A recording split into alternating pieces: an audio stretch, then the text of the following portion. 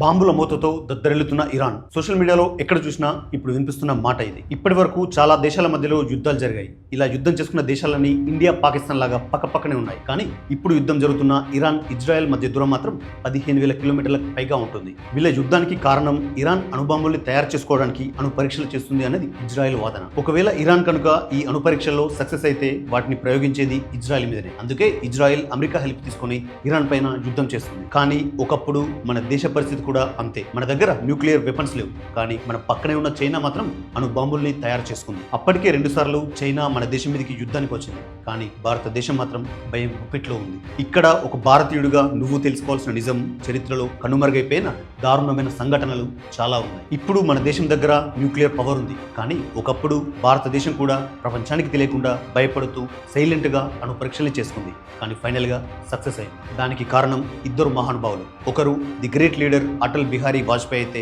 ఇంకొకరు the great scientist APJ Abdul Kalam గారు. అయితే భారత్ ఒక గొప్ప న్యూక్లియర్ పవర్ ఉన్న కంట్రీగా ఎదిగే క్రమంలో చాలా మందిని కోల్పోయింది.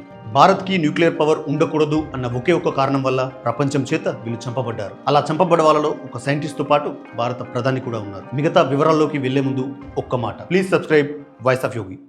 11 मई 1998 भारत के पश्चिमी छोर पर राजस्थान के पोखरण में परमाणु परीक्षण किया कि हम परमाणु हथियारों का प्रयोग करने में पहल नहीं करेंगे. No first use. एटमी हथियार रक्षा के लिए भी हो सकते. ప్రపంచంలో మొట్టమొదటిసారిగా అమెరికా అణుబాంబుని తయారు చేసింది. 1945లో ఈ న్యూక్లియర్ పవర్ ని సాధించిన వెంటనే జపాన్లోని హిరోషిమా, నాగసాకి పైన అణుబాంబు ప్రయోగం చేసింది.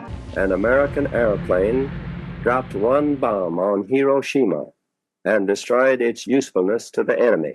That bomb has more power than 20,000 tons of TNT. It is an atomic bomb.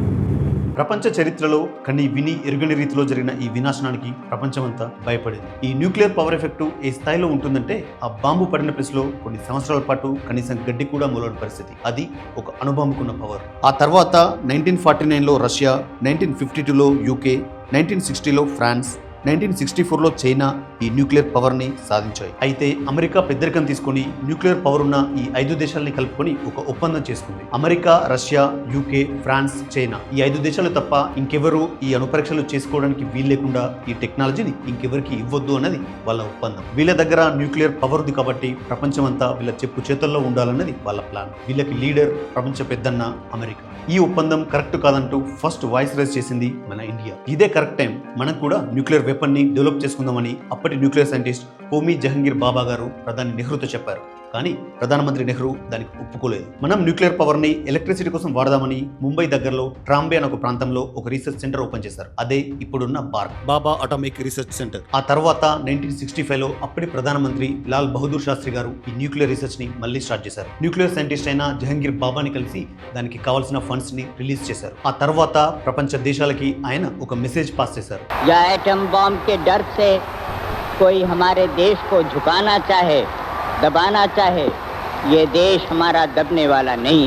तो एक सरकार के नाते हमारा क्या जवाब हो सकता है सिवाय इसके कि हम हथियारों का जवाब हथियारों से दें. ఇక ముందు న్యూక్లియర్ పవర్ ఉన్న ఏ కంట్రీ కూడా నా దేశాన్ని భయపెట్టలేదు అన్నది ఆయన మెసేజ్. ఆ తర్వాత లాల్ బహదూర్ శాస్త్రి గారు ఉజ్బెకిస్తాన్ పర్యటన కోసం వెళ్లారు, కొన్ని అగ్రిమెంట్ల మీద సైన్ చేయడానికి. అలా విదేశీ పర్యటన కోసం బయటకు వెళ్లిన భారత ప్రధాని తిరిగి శవంగా మారి ఇండియాకి వచ్చాడు. రికార్డుల ప్రకారం ఆయన మరణానికి కారణం హార్ట్ అటాక్. కానీ ఆయన బాడీకి పోస్ట్ మార్టం జరగలేదు. దహన సంస్కారాలు చేసే టైంకి శాస్త్రి గారి శరీరం రంగు మారింది. ఇది ఇప్పటికీ ఒక అంతు చిక్కని మరణం.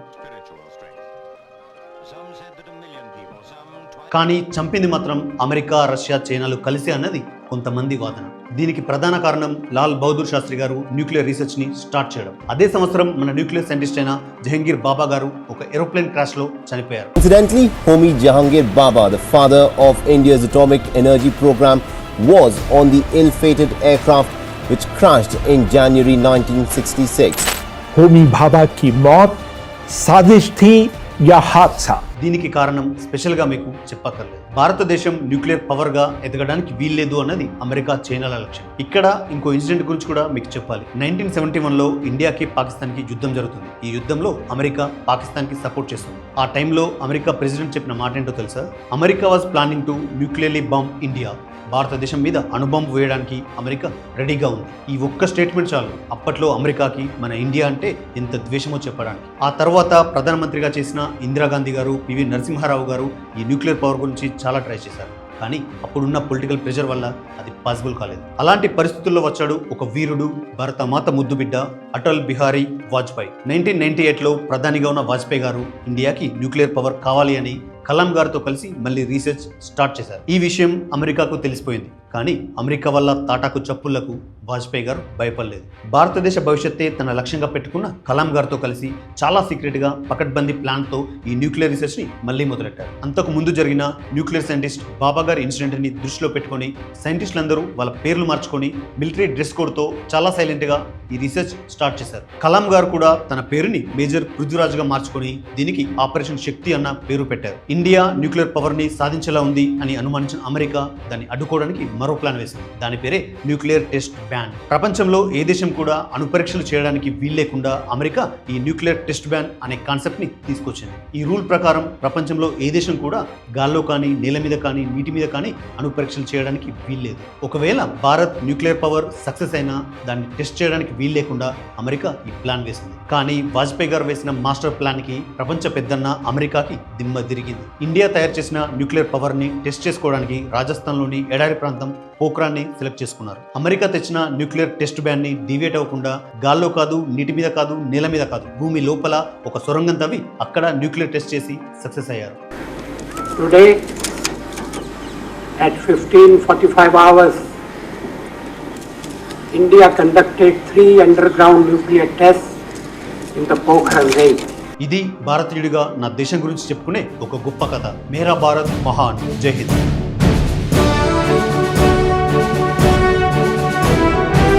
Underground nuclear test in the Pokhran range.